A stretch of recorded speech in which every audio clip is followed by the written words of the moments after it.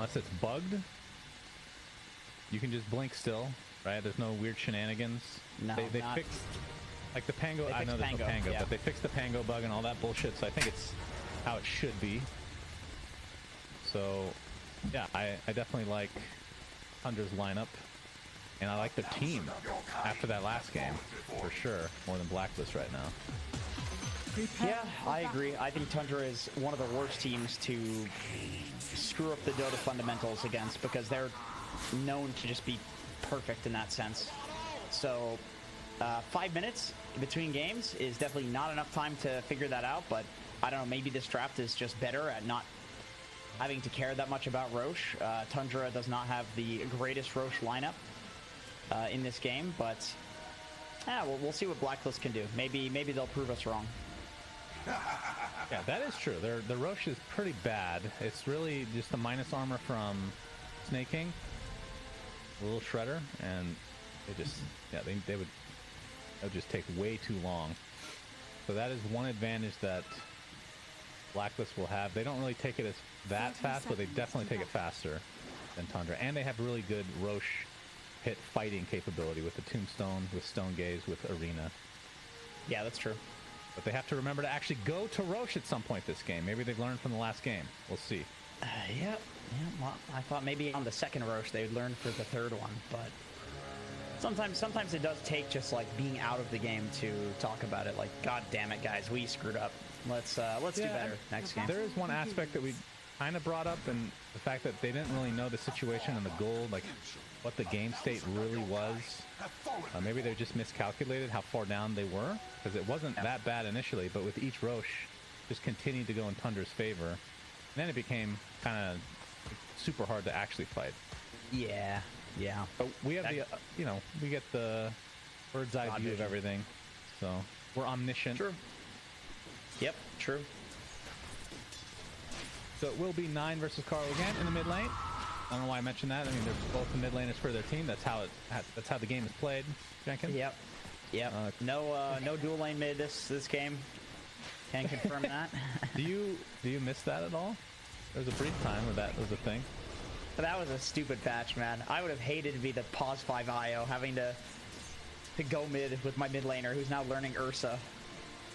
I'm glad that was a one patch only. Usually I like the idea of being able to, like, well, I do like the idea of like having tri-lanes occasionally and just like switching things up from a standard 2-1-2, but there is something really satisfying about a 1v1 true matchup.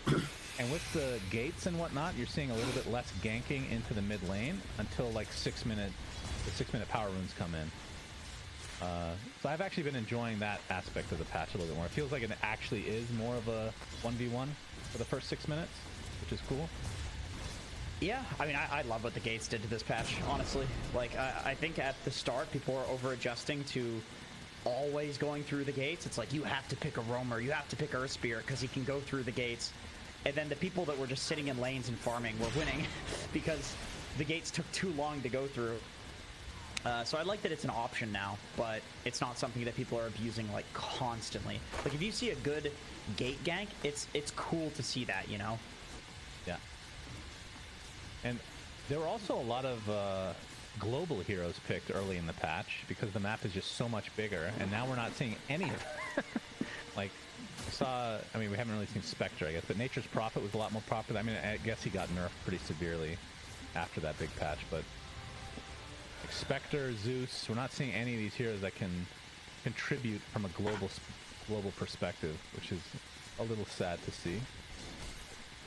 Because everybody can be global now with the gates, at least in some respect. And a lot less people are farming the side jungles than what people were doing at the start of the patch. I remember pubs were just like 5 people on one team farming all 10 jungles, and then 5 people on the other team farming the other 10 jungles. Like, it was just insane amounts of farming.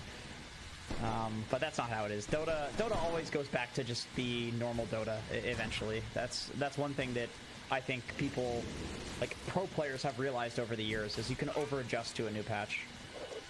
Well, top lane, they're fighting over the Lotuses that Raven wants so badly. He will secure it. Blood Grenade onto Cuckoo. 33. He has the Ensnare ability from one of the trolls that I don't remember their names anymore because they changed them. Not the greatest this early on. No, he wants another creep.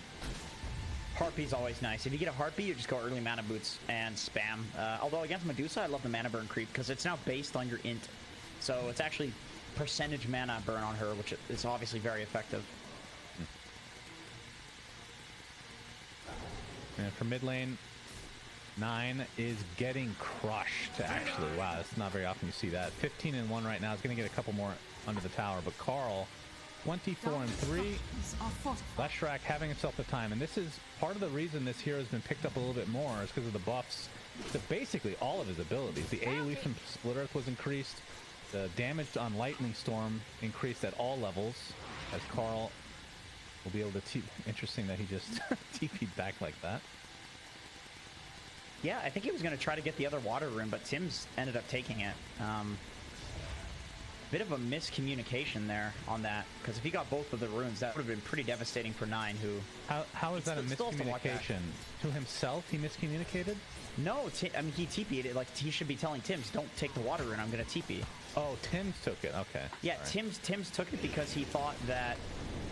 Like, usually you split the water runes 1-for-1 with the other mid laner, because you can't go to both unless you do the TP. Makes sense. I mean, some Dota players do miscommunicate with themselves, dude. I don't know. Depends on how many pubs you've lost in the day. A lot of NA players that have that mental issue. Skeeter taking a lot of damage in the bot lane. The rebuke was there. He's going to get pinned to the tree, and that is going to be first blood for KP. Nicely done from Blacklist in this bot lane. Good lord, dude. Kate, 2 bracers, 2 gauntlets of strength. He is hitting for big damage. You know, if he had just a couple more bracers or a couple more gauntlets, he could have gotten the Gaven's gauntlets at some point.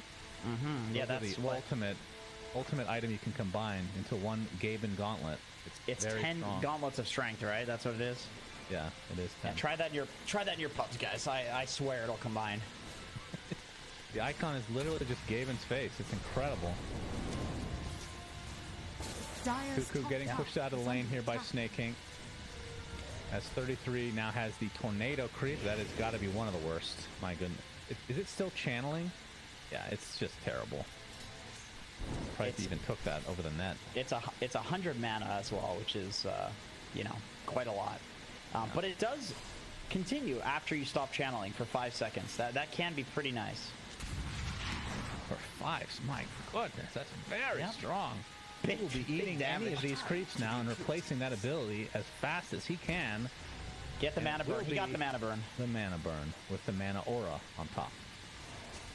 Check this out. Look at that. Look at that damage. That's actually significant. All right, I'm going to pay attention in 15 seconds because I did miss it. Let's see. Okay. It took like 20% of his mana. It was very good. Oh, Raven already pretty low on mana here. All right, 5 seconds on the mana burn. Yeah, watch this. Watch this. Check this out. All right, watching. Not important enough for him to just miss these last hits. We're gonna probably have some action in the bot lane. That was quite a bit. He did use a Mystic Snake as well. Bottom lane though, Snake King. That's the shield rune activated, so that's going to dissuade anybody from doing anything, it seems. But 3 members of Tundra down here right now. As Cuckoo looking to take the gate, Snake King is going to watch him do it and follow him through.